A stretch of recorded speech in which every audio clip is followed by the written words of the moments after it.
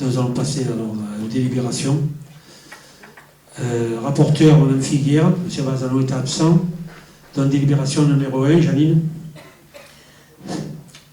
Concernant la délibération numéro 1, c'est l'attribution d'une subvention à l'association Escole Espenenco de Lengo Provenzalo. Il est donc proposé d'attribuer une subvention de 600 €. Des questions? D'accord, on passe au vote. Qui est pour? Donc, tout le monde est pour. Merci. Délibération numéro 2. La délibération numéro 2 est l'attribution d'une subvention à l'association Cantarin. Il est proposé d'attribuer à l'association Cantarin un montant de 1 500 €. C'est une belle manifestation qui aura lieu le 16 avril 2016. Et ce concert, c'est l'organisation de ce concert, c'est 1000 cœurs pour un regard. Je trouve que le nom est tellement joli, je voulais vous le donner ce soir. 1000 cœurs pour un regard. Venez à Tino Rossi le 16 avril 2016. Merci Janine, promis le cœur pour un regard, effectivement. Y a-t-il des questions? Pas de questions. Qui est pour? Donc à l'unanimité, merci. Délibération numéro 3. La délibération numéro 3, l'attribution d'une subvention à l'association La Porte des Étoiles. Il est donc proposé d'attribuer une subvention de 37 700 € à La Porte des Étoiles pour la magnifique manifestation Lou Mirabeu. Signaler que cette manifestation Lou Mirabeu, qui aura lieu les 21 et 22 mai 2016 cette année, a été labellisée par la Fédération française des fêtes et spectacles historiques. Des questions? Monsieur Fuson. Donc l'association La Porte des Étoiles, donc on va refaire l'organigramme. Responsable des festivités Claude Farcy, élu de la majorité. Président Sébastien Farcy, secrétaire Raoul Farcy, trésorière Brigitte Farcy, directrice artistique Evelyne Farcy, employé rémunéré de l'association La Fille de Monsieur Farcy, élu de la majorité. Donc j'avais une question, quels étaient les critères de recrutement de la fille de l'élu de votre majorité? Tu veux répondre, Claude? Et les critères, c'est pour l'association, de façon à ce que c'est une association qui marche très bien. Et après, enfin, mon point de vue, il a pris les personnes qui lui semblaient les plus compétentes dans ce domaine-là. Parce qu'on a fait des recherches, mais il n'y a jamais eu d'annonce passée. On s'est renseigné auprès du Pôle emploi, auprès d'agences d'intérim. On s'est renseigné auprès des sites de petites annonces. Il n'y a jamais eu une annonce qui a été faite. Donc, quels étaient les critères de recrutement? Voilà, où une annonce a-t-elle été passée? Il n'y a pas d'annonce, on n'a pas, nous, en tout cas, mairie, interféré dans les recrutements d'une association qui n'est pas municipale. Oui, mais qui touche de l'argent public. Beaucoup d'argent public. Comme toutes les associations. Oui, mais pas autant. D'accord. D'autres questions? On va passer au vote. Qui est pour? Qui est contre? 3 contre. Qui s'abstient? Personne. Merci. Alors, oui, j'ai oublié, pardon. Claude Farcy ne participe pas au vote. À la 3 et à la 4, bien sûr, qui va arriver. Donc, délibération numéro 4. Monsieur Farcy ne participe pas au vote. Janine? La délibération numéro 4, c'est donc l'attribution de subventions pour le festival Lou Mirabeu. Et il s'agit de transfert de charges de la communauté du Pays d'Aix et d'un montant de 26 000 €. Des questions? Monsieur Fuson et Madame Battini après. Vous vous plaignez de la baisse des dotations, mais vous explosez la subvention de 70%. 70%. Au lieu de faire des économies en essayant de minorer les coûts, non, vous préférez, avec l'argent des Pénois, compenser la perte de la subvention de la CPA. Avec vous, les Pénois ont la double peine. Ils doivent compenser les pertes de subventions avec leur argent et subir les futures augmentations d'impôts. Open, c'est l'austérité pour tous, sauf pour vos amis, n'est-ce pas, monsieur Farcy? Madame Battini, si vous permettez, j'écoute les deux questions, répondra au Dieu, une après l'autre. Alors moi j'ai bien compris qu'il s'agissait d'un transfert de charge de 26 000 € qui venait de la CPA.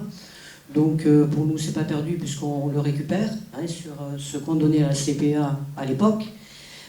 Par contre ma question, Claude, est-ce que tu peux nous donner le montant de la subvention du département?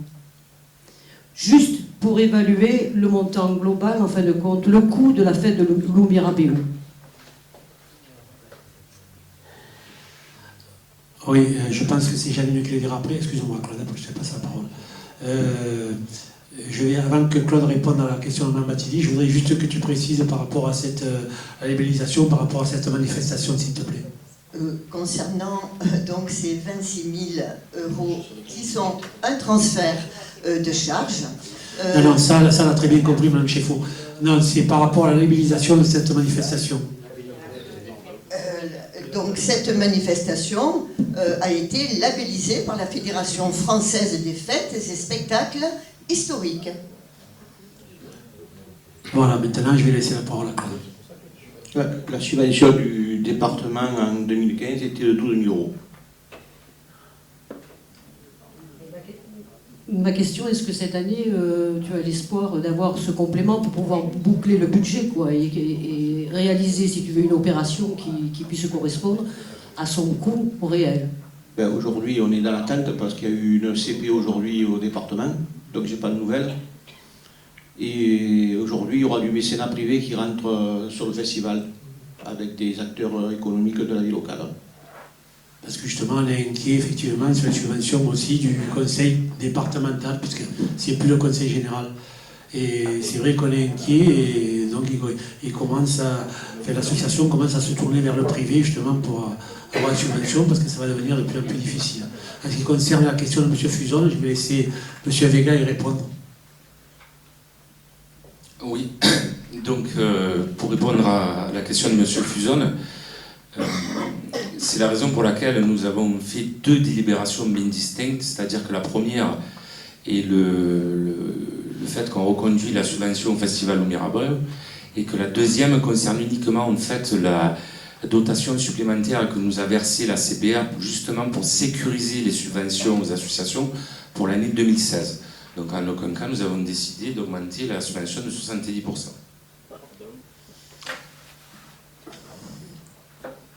Du coup, deux points pour peut-être imager le plus possible par rapport à ce que propose votre groupe politique au niveau national. C'est un peu comme si la France était sortie de la PAC et qu'on ne donnait plus l'argent à la PAC, mais qu'on n'avait plus la rétribution de la PAC. C'est un transfert de charge et c'est ce que propose le Front National, il me semble, dans l'un de ses programmes. Donc du coup, juste pour imager, c'est juste ce que propose le national qui a été appliqué là au niveau local, c'est un transfert de charge.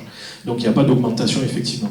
Après, vous savez qu'on n'est pas tendre avec la municipalité quand les choses ne vont pas bien. Quand les choses sont bien faites, on le dit. Et le festival Oumirabéou sur la commune des Pennes Mirabeau est reconnu comme l'une des fêtes, voire peut-être la fête qu'apprécient le plus les Pénois. On a juste une chose peut-être à émettre comme demande et comme remontée, concernant le village des Pennes Mirabeau et les commerçants qui souhaitent s'investir si c'est possible. Alors il y en a, je le sais, malgré les demandes de l'association, qui n'en font pas partie même si on leur demande, mais il y a beaucoup de commerces qui souhaiteraient s'investir et qui aimeraient que le festival monte bien plus dans le village et ne reste pas uniquement en bas sur le parking de Tino Rossi, parce qu'ils aimeraient profiter économiquement et ça dynamiserait aussi le village. Ça permettrait d'avoir un petit peu un projet dans le village, surtout qu'on vient d'apprendre cette semaine que la boulangerie mythique des Pennes Mirabeau, à la sortie du tunnel, elle est fermée. On a un village qui se meurt. C'est peut-être l'occasion, étant donné que pour l'instant la municipalité ne propose pas un projet pour le village, de faire bénéficier les commerçants d'une festivité qui plaît aux Pénois. Donc continuer sur cette fête-là. Pour réussir quelque chose, il faut de l'argent. Et c'est pas de l'augmentation, c'est un transfert de charge. Juste, les commerçants nous remontent qu'ils aimeraient bien que le festival se fasse bien en amont du parking, remonte jusqu'au village. Ben, vous avez parlé pour moi, monsieur Fuson, en principe. Ce que je veux dire, c'est qu'on n'est pas contre le festival, mais les subventions sont beaucoup trop importantes, sachant qu'au final, ça reste une association familiale où, je le répète, il y a la fille d'un élu qui est employée. Voilà. D'accord, on l'a entendu, M. Fuson, ça fait plusieurs fois qu'on l'entend. Tu veux répondre, Claude, ou je clôture?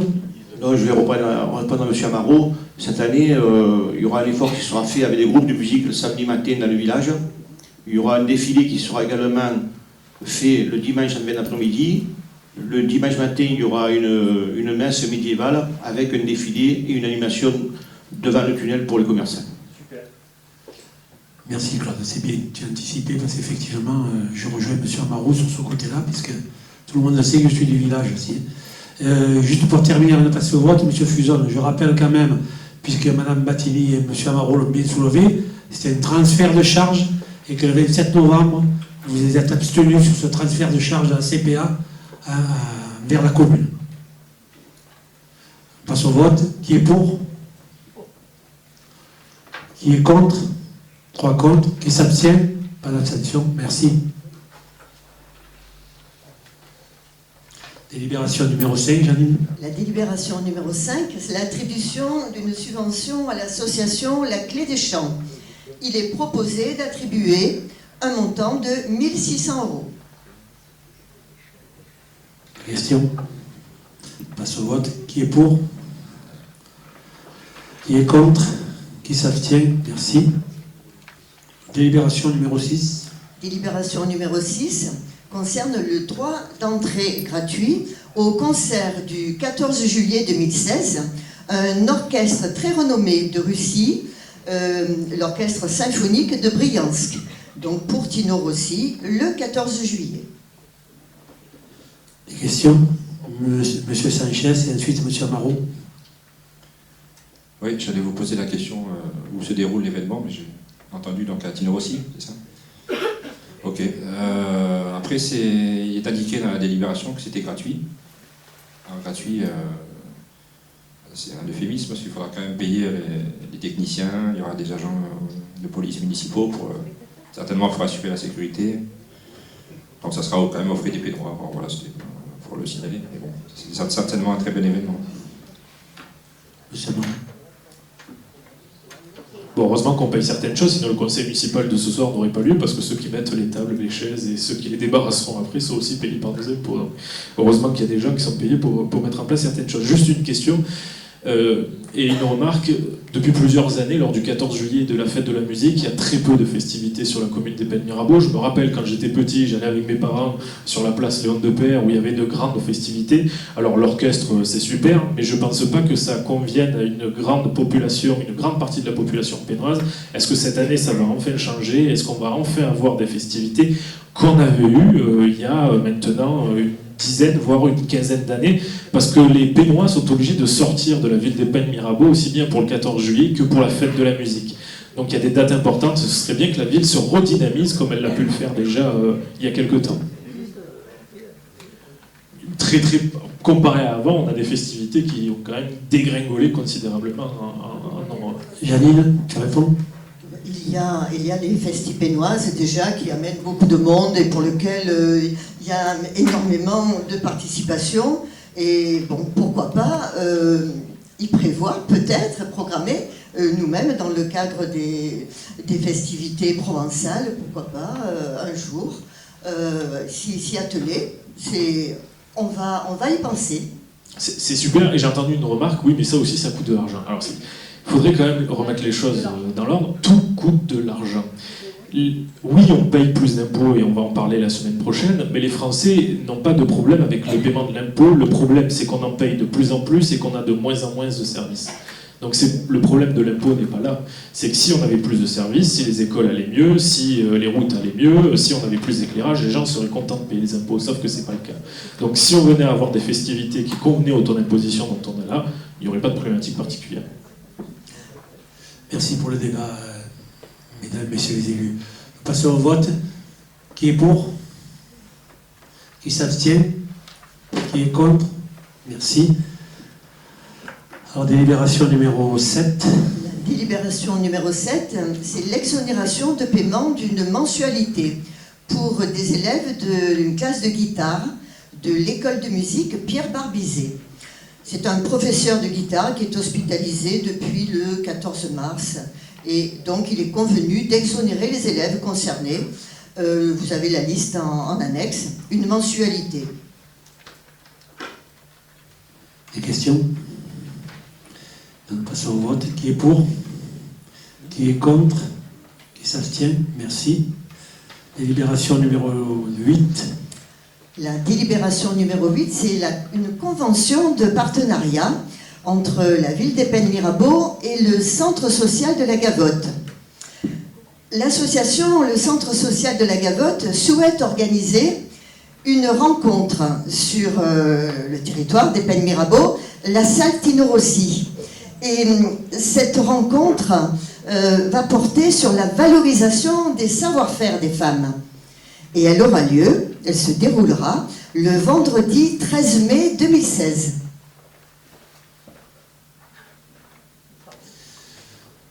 Des questions? Madame Guilbault? Juste un petit peu plus d'explications. Prenez le micro. Excusez-moi, juste un petit peu plus d'explications concernant le savoir-faire. Je ne sais pas du tout qu'est-ce que ça va être cette manifestation. Alors, voilà ce que j'en sais, madame, c'est que donc cette association demande l'attribution de Tino Rossi. Hein, c'est donc une convention de partenariat. Ce que j'en sais, c'est que le centre social de la Gavotte souhaite et le fait déjà, porte déjà une action autour de la dynamisation des groupes femmes, des centres sociaux des Bouches-du-Rhône. Et la ville, conformément à sa politique qui prévoit d'encourager les associations manifestant leur désir, la volonté d'établir un programme d'animation sociale en direction des Pénois, propose de prêter son concours technique et financier, vous avez le détail dans la convention qui est jointe, pour justement l'organisation de cette rencontre. C'est la rencontre des publics des centres sociaux. Donc venez le vendredi 13 mai, venez participer, madame, et vous verrez de quoi il s'agit. Enfin, je pense pas qu'on m'ait répondu, le savoir-faire.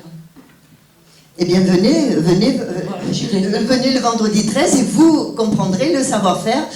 Également, allez au centre social. Il y a déjà une action autour des savoir-faire des femmes au sein du centre social de la Gavotte.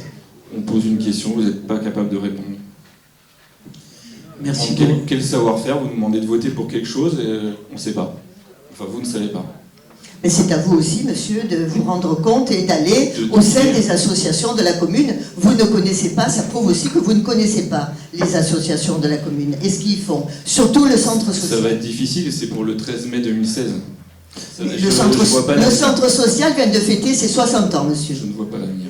Ok, merci pour tes explications, Janine. Nous passons au vote. Ah, pardon, Serge, excuse-moi. Je t'avais pas vu lever la main. Mais c'est pas grave. Moi, je connais le centre social puisque j'en suis adhérent et j'y participe, donc j'abonde dans ce sens. Il faut participer aux actions, à ce qui se fait. Tous les premiers jeudis du mois, je ne vais pas faire la publicité du centre social, mais quand même un peu. Tous les premiers jeudis du mois, alors les femmes, ils ont mis les guillemets, parce que j'ai pas vu beaucoup d'hommes dans la cuisine, mais les femmes font un repas tous les premiers jeudis du mois pour des actions spécifiques qu'a déterminé le centre, pour des sorties jeunes, pour des trucs comme ça. Donc, la porte est ouverte.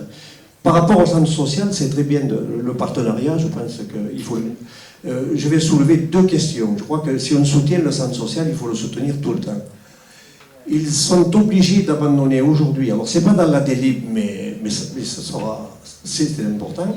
Le centre social faisait jusqu'à maintenant ce qu'on appelle la banque alimentaire. Une fois par mois, il y avait une quarantaine de familles des peines et une trentaine de septembre, parce que c'est en mitoyenneté, qui allaient une fois par mois chercher, vous comprenez les difficultés de gens quand ils vont chercher une boîte de conserve ou des trucs comme ça.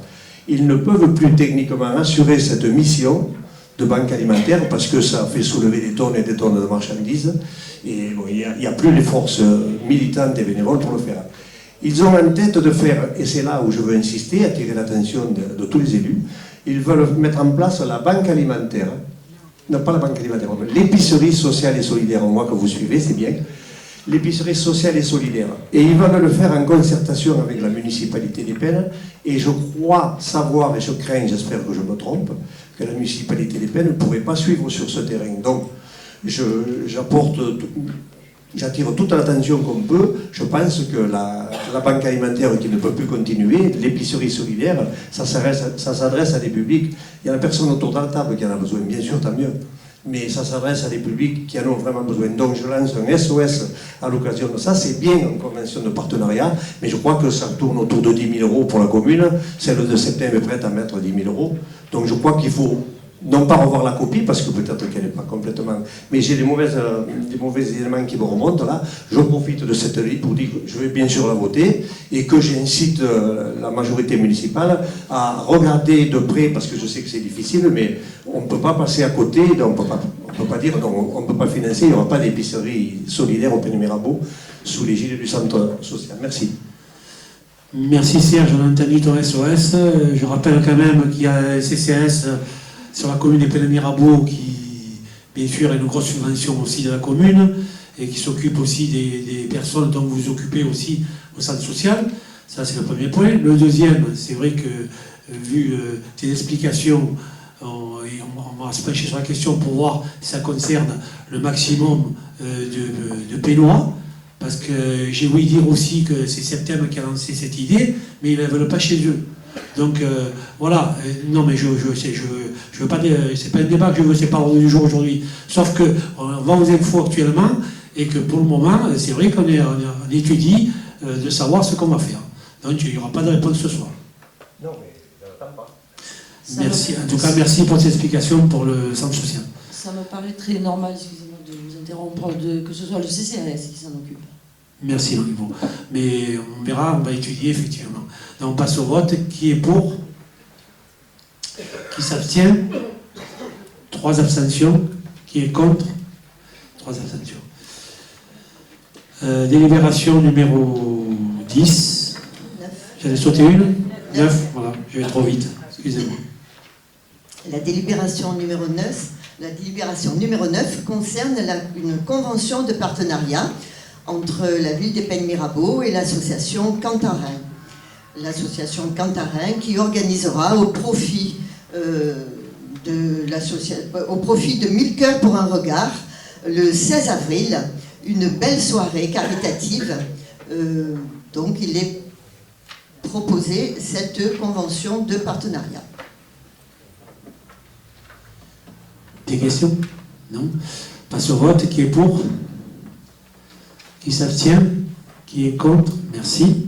Délibération numéro 10. La délibération numéro 10, une convention de partenariat, la ville des Pen Mirabeau et Tambourin Club des Pen Mirabeau. Donc il est la demande d'une mise à disposition de la salle Tino Rossi les 9 et 11 septembre 2016 pour organiser leur 19e tournoi international. C'est le 10e mondial du tambourin. Des questions? Très très beau tournoi au demeurant, j'y vais tous les ans et j'y passe plus d'une journée. Donc si vous pouvez, je vous conseille de venir, c'est un très très beau tournoi. Passe au vote. Qui est pour? Qui est contre? Qui s'abstient? Merci.